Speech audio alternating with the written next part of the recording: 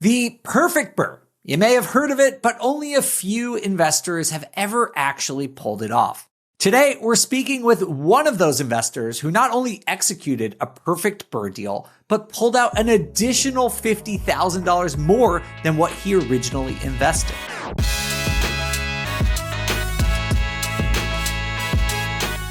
Hey everyone, it's Dave Meyer here. I'm the head of real estate investing at BiggerPockets and the host of the BiggerPockets Real Estate Podcast, where we teach you how to achieve financial freedom through real estate.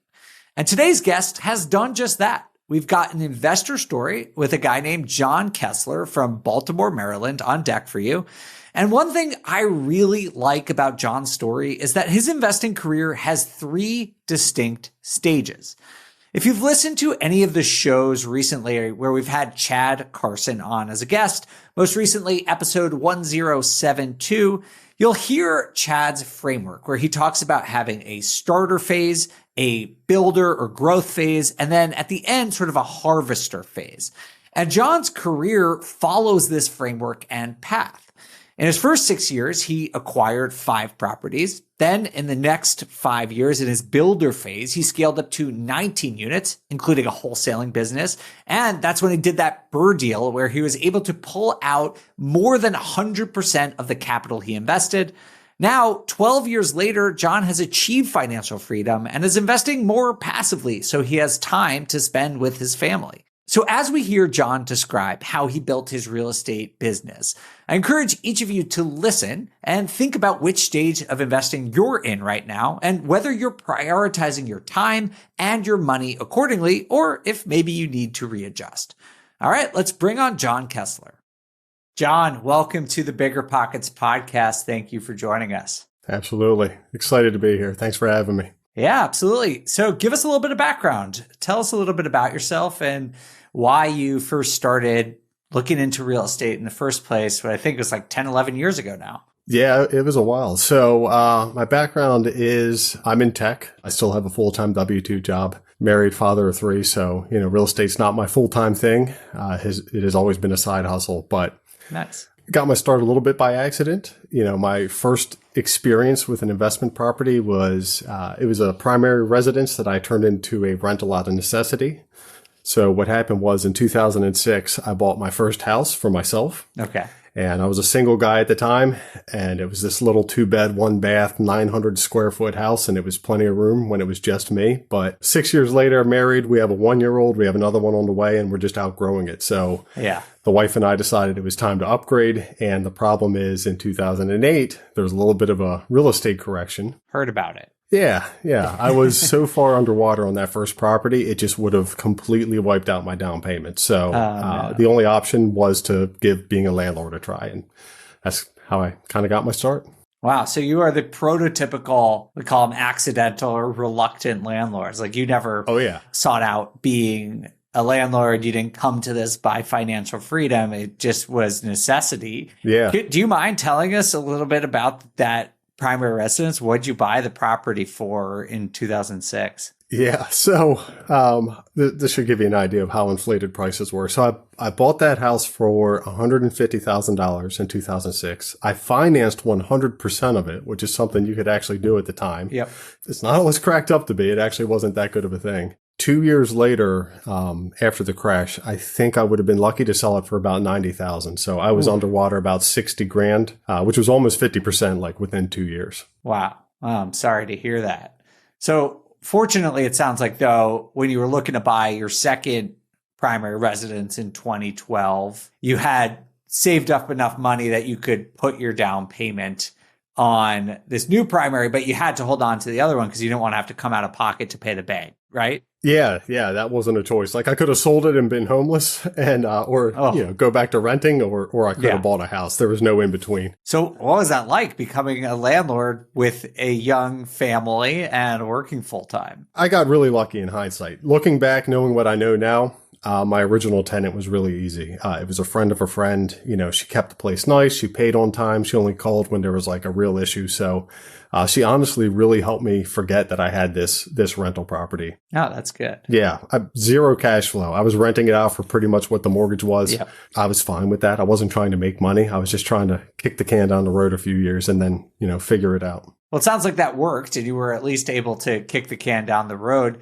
How did you go from this sort of accidental landlord position to actively trying to grow a business? Yeah, so I still didn't really have any intention of being a real estate investor. But about 2 years later in 2014, I had managed to save up some money again. And the, I don't know, kind of fear of being a landlord was gone, even though I didn't have a ton of experience. It now seemed like an option. And I was already putting money in the stock market through a 401k through work.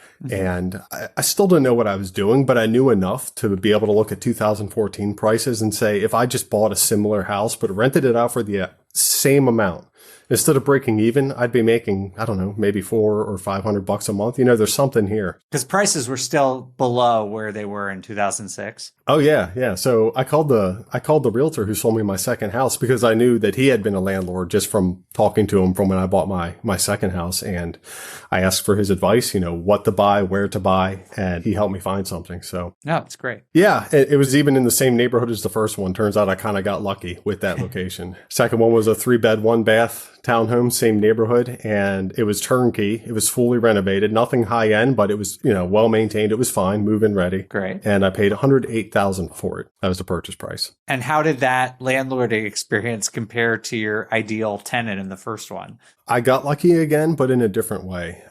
Still didn't know what I was doing. Didn't have good tenant screening in place. And I moved somebody in who on paper I never should have placed. Luckily, they didn't really cause damage to the property. They didn't mess it up, but they did stop paying rent pretty early on. So I got to go through that experience. Was lucky enough I didn't actually have to evict them. They moved out willingly, but got the other end of the spectrum with that second tenant. Man, so why'd you keep going after this? I'm always curious to hear these things because everyone takes lumps early in their career. It just happens.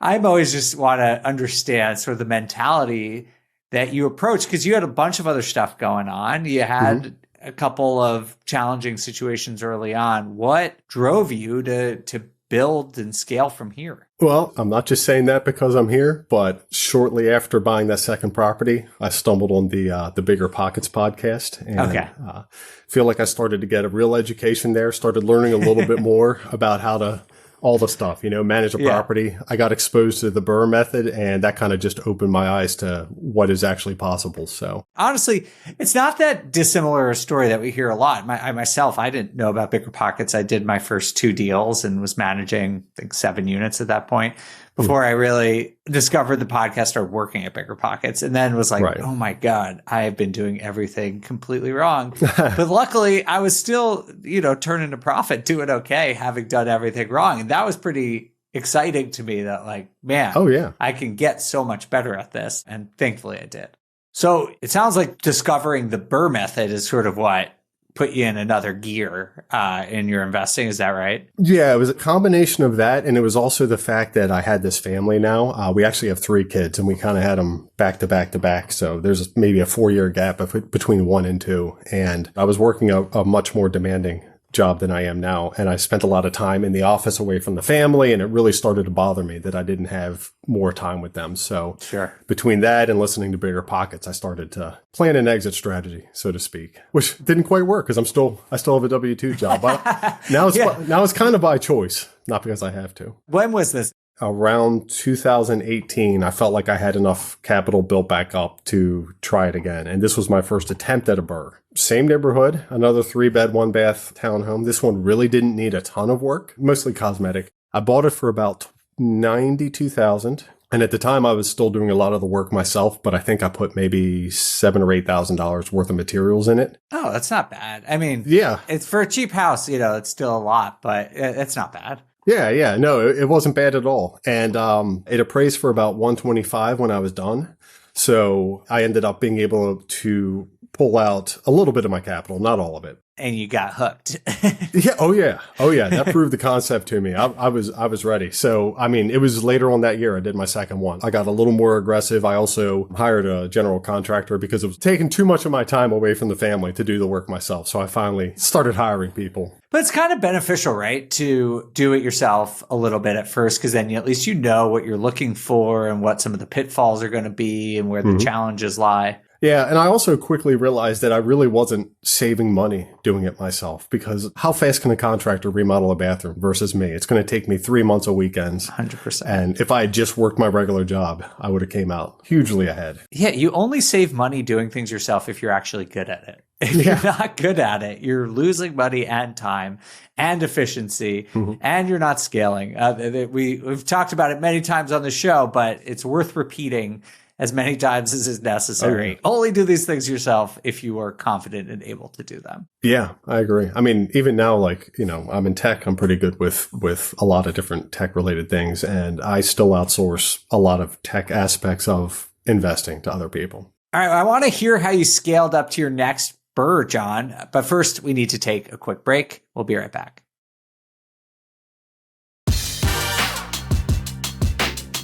Welcome back, everyone, to the BiggerPockets podcast. We're here with investor Jon Kessler talking about how he went from accidental landlord to doing his first BRRRR. So back to your story, Jon. You did your first BRRRR. You did it yourself. What did you do next? How did you sort of develop a more scalable business model for yourself? So what happened? I did 2 BRRRRs. They were both off the MLS in 2018. I was able to get most of my capital, maybe half the most, back out. And in 2019, I had this idea in my head that I had to do a perfect BRRRR. So I started passing on deals where I was going to be leaving capital in. I just wanted to accelerate the velocity. Kind of had the opposite effect. I think I was being too picky. I just want to explain to everyone, Jon, before you do, what a perfect BRRRR is. So BRRRR stands for buy, rehab, rent, refinance, repeat. Basically, you buy a property, you put additional capital into it to improve that. You rent it out and get a stable tenant in there. Then you refinance it. And why you refinance it is to pull some of your capital out. Ideally, you're able to take out at least your renovation costs, maybe some of your initial down payment, as much as possible. And the term, quote unquote, perfect BRRRR is when you're able to take out 100% of your equity. So if Jon on a deal was to invest $100,000 in both acquisition costs and renovation costs, then when he did a cash out refi after doing the renovation, should he be able to take out that $100,000? That's a perfect BRRRR.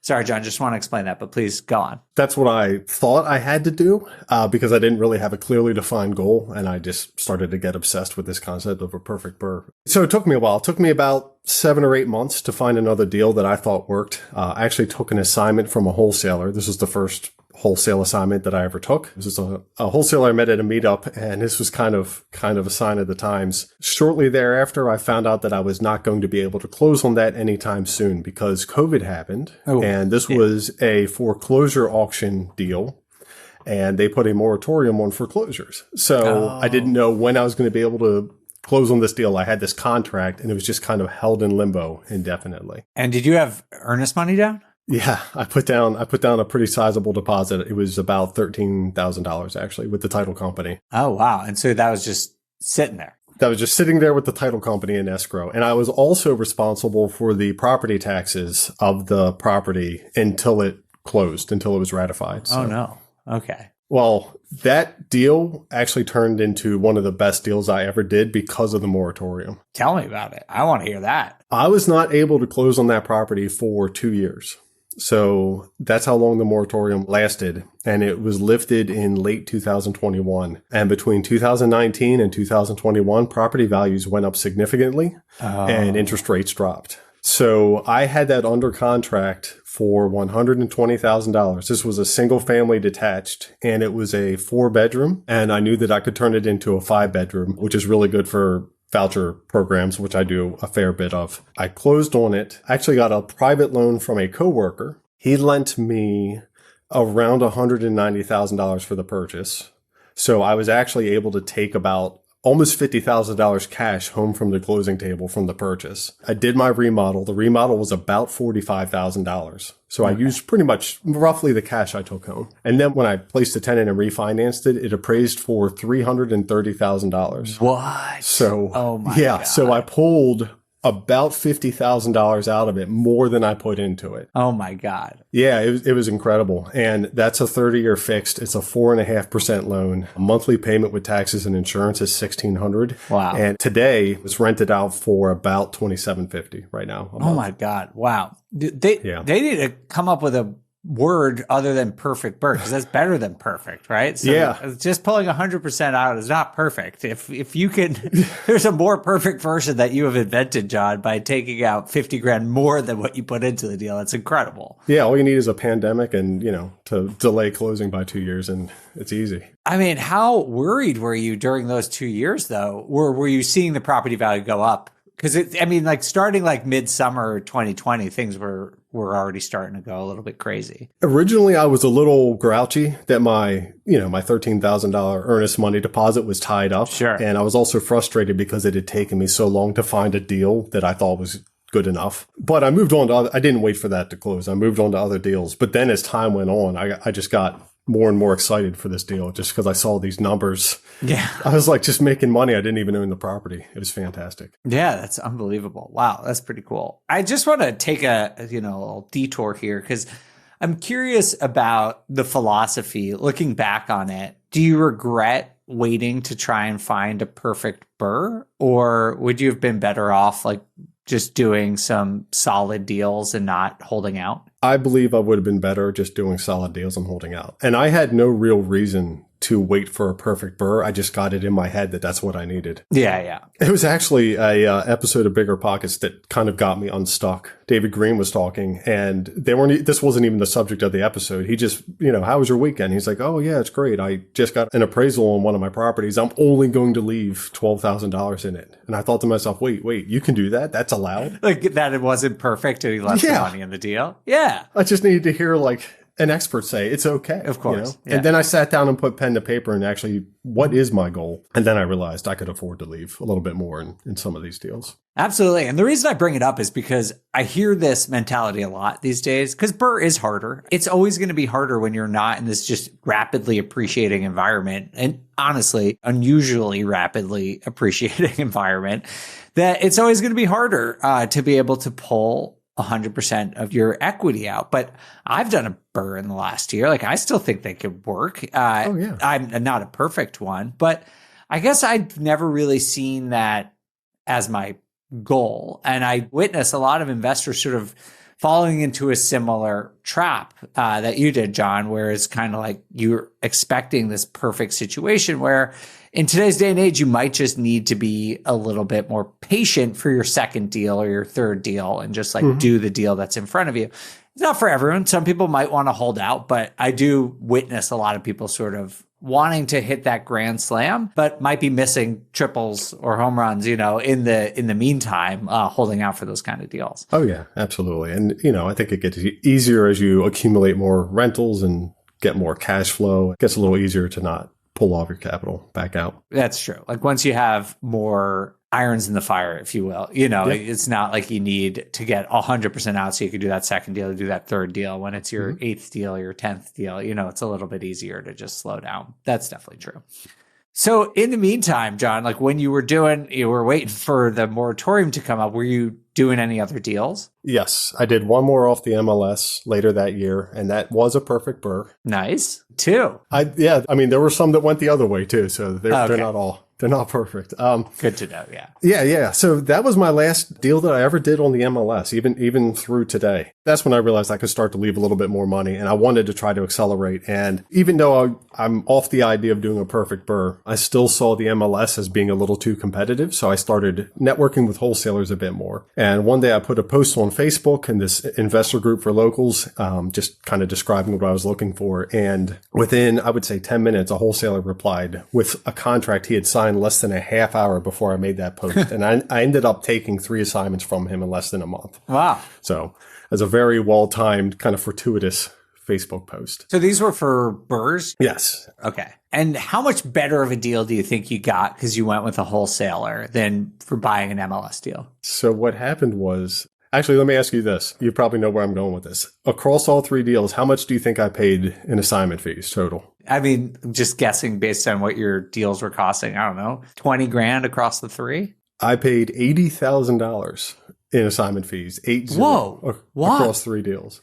And I wasn't upset about it, but I was jealous because they worked. Like the numbers worked. I was able to pull out a lot of my money on all three of these deals. I was actually happy that this wholesaler made this much money off of me because I figured he was going to keep bringing me deals. Like, this is great. To be candid, I've never bought a deal from a wholesaler. I've looked at a lot of deals from wholesalers, but I was figuring with the price point of the houses you were looking at, you were paying 5-10 grand maybe per assignment fee. I don't know what his secret sauce was. He was getting incredible deals. Like, these were so far below what they could have sold for in the MLS. It was incredible. I mean, to be fair to the wholesaler, you were willing to pay up. Oh yeah, an average $27,000 per assignment because the deal was still so good that it was worth it, even when you were paying that large assignment fee. I mean, that is correct. If that wholesaler is creating value and you're willing to pay for that value, I mean, why not? Absolutely. And I really did get probably more than half my capital out on each one. Like, this was working. I would have kept buying them from him, but we just never made another one work. So those were the only three I bought from him. But when I saw those assignment fees, I thought, I don't really know how to go get my own off-market deals, but for $80,000, I bet I can figure it out. So that's what I started doing. I hopped on BiggerPockets and I just found someone who kind of owned a direct mail company, and I reached out and got their advice, and I just started sending letters a couple months later. So you were basically like, yeah, this was great. I found these 3 great deals, but I'd rather do these deals and not pay $80,000 for it. Okay. Yeah. Well, that's good for you. I'm still waiting for the part of the story, Jon, where you work less, because it seems like you just keep taking on more and more stuff. Yeah, the way I went about it was definitely not the ideal way if you're trying to work less. I did it the hardest way possible. All right. Well, I want to hear more about how you started a wholesaling business, but we do have to take another break. We'll be right back.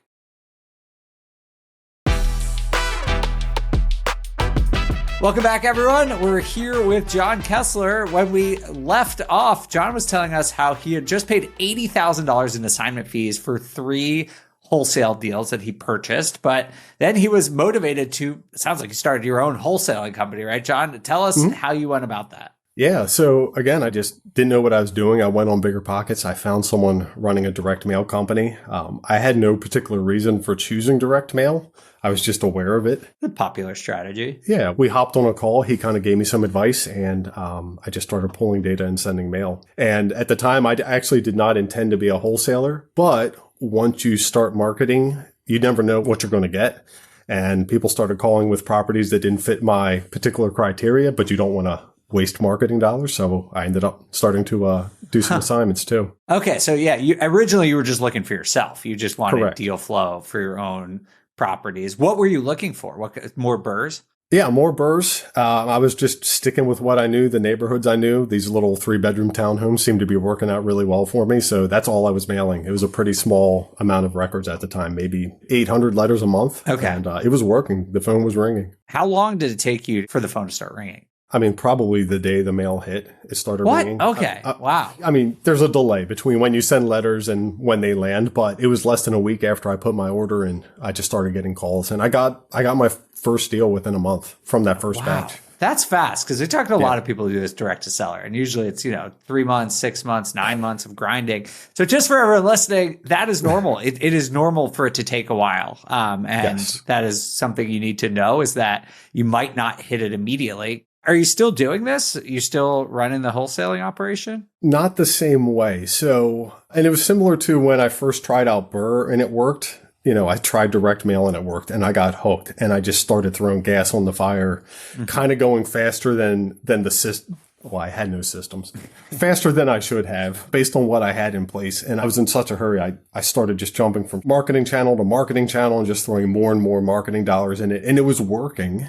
It just wasn't optimized. So it was very labor intense, and I was doing all aspects of it. I didn't have any real help with it. And you were still working full time, right? Correct. Working full time, still have 3 school-age kids at home. And I wouldn't recommend anyone else do it the way I did, because I was definitely burning myself out, Yeah, it sounds a little bit like you were sort of getting away from the original intent of starting this business. Yeah, very, very much so. Very much so. I was working all day, family in the afternoon, and then in weekends I was on the phone looking at properties, managing contractors. I was still self-managing my rentals. After a while, I hired a property manager, and he also helped me with construction management. So that did free me up quite a bit. But the amount of marketing I was doing at the time was still a lot. So I did that for about 2 years, and I scaled from 5 units to 19 units. Amazing. Over those 2 years. Yeah. And I also wholesaled a few dozen contracts, and I tried to do a few flips along the way. Those didn't go great.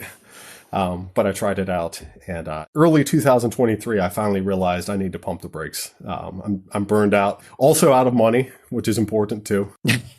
Yeah, it has a way of slowing you down when you run out of money. Yeah. But it sounds like you were ready sort of mentally to slow down. Yeah, I was ready to slow down. It was hard to go from being that active to nothing overnight. So it kind of took me a while to kind of figure out how to relax. And that was in 2023. And I still wanted to do something, but I wasn't sure what that next step was going to be. So what I ended up doing was I started to focus on more passive avenues and partnerships where maybe I can lend my expertise and money, but not my time. And that's what I'm doing now. So just to give you an example, I'm still wholesaling, but I'm doing it with partners now. I was just sending mail in their markets, and the leads would go directly into their systems and they would take it from there. I was passive after I sent mail, and we would just split it on the back end if it worked out. So yeah, that's generating more active income for you on top of your W-2. I mean, 19 units, an amazing accomplishment. Congratulations. Are you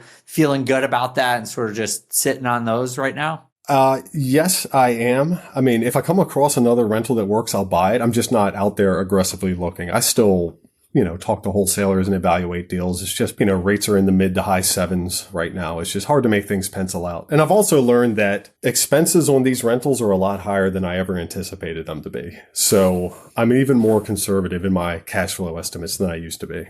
Yeah, I think that's very wise. Do you think that's just because of the nature of the homes that you're buying, or just all rentals? I think it's probably both. I think people have a tendency to underestimate, but these houses are also 90 to 100 years old, so there is CapEx. It's also what I would consider maybe a B- neighborhood. And I also deal with a lot of voucher and Section 8 tenants, and I'm not saying that all voucher tenants will beat up your property, but in my experience, the average voucher tenant is a little rougher on your property. You also have those annual Section 8 inspections, and you have to fix more things than you would with a market tenant. So that kind of thing all affects the bottom line. So how are you feeling then about your portfolio right now? You set out to earn some passive income, to spend more time with your family. Do you feel like you've achieved that? I do. The original goal, even though I didn't go about it a very smart way, was to get to a level where if we had to, we could live off of passive income.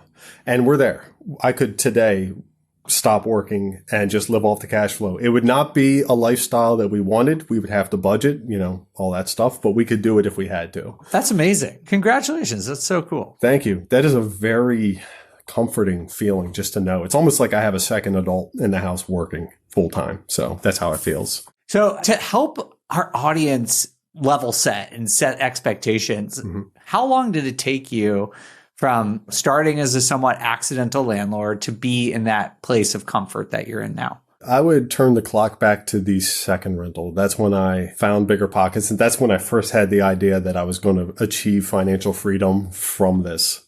From that second rental, it's been exactly 11 years. From the first rental, it's been like 14. Unbelievable. Good for you. Well, I did this math recently where I was talking about almost anyone, if you just are diligent about it, regardless of sort of your income level, if you really stick with it, like 10 to 15 years is a realistic time frame for people. And it sounds like you've sort of fallen right into that time frame as well. And I don't know about you, but for me, that time frame went very quickly. And I know for some people, it seems like, oh, I can't wait that long. But it's fun. It's engaging. It's busy, but it's absolutely worth it, at least in my opinion. Yeah, it was very stressful at times, and it was a lot of fun most of the time. I had a really good time doing it. That's great.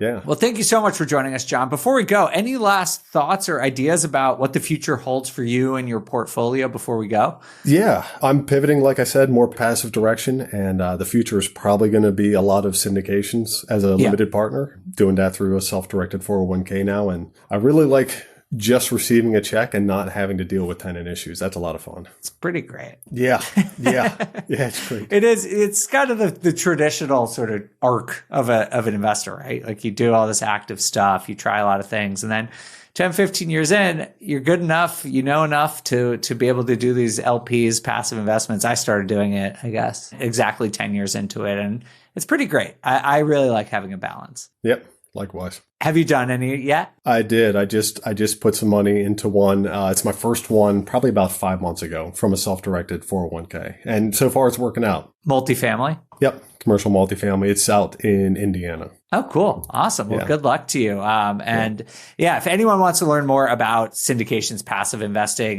we don't have time to get into it now, but BiggerPockets has a whole podcast called Passive Pockets you could check out if you want to learn more about that type of real estate investing. Well, Jon, thank you so much for joining us, sharing your story with us, and best of luck to you as you transition to a more passive investor. Absolutely. Thank you very much for having me. This was fun. Absolutely. And thank you all so much for listening. If you want to apply to be on the show, just like Jon, go to biggerpockets.com/guests. You can fill out a form there. Tell us a little bit about your story, and you may just be selected to join me here on the podcast to talk about your real estate investing journey. Thanks again for listening. For BiggerPockets, I'm Dave Meyer. We'll see you next time.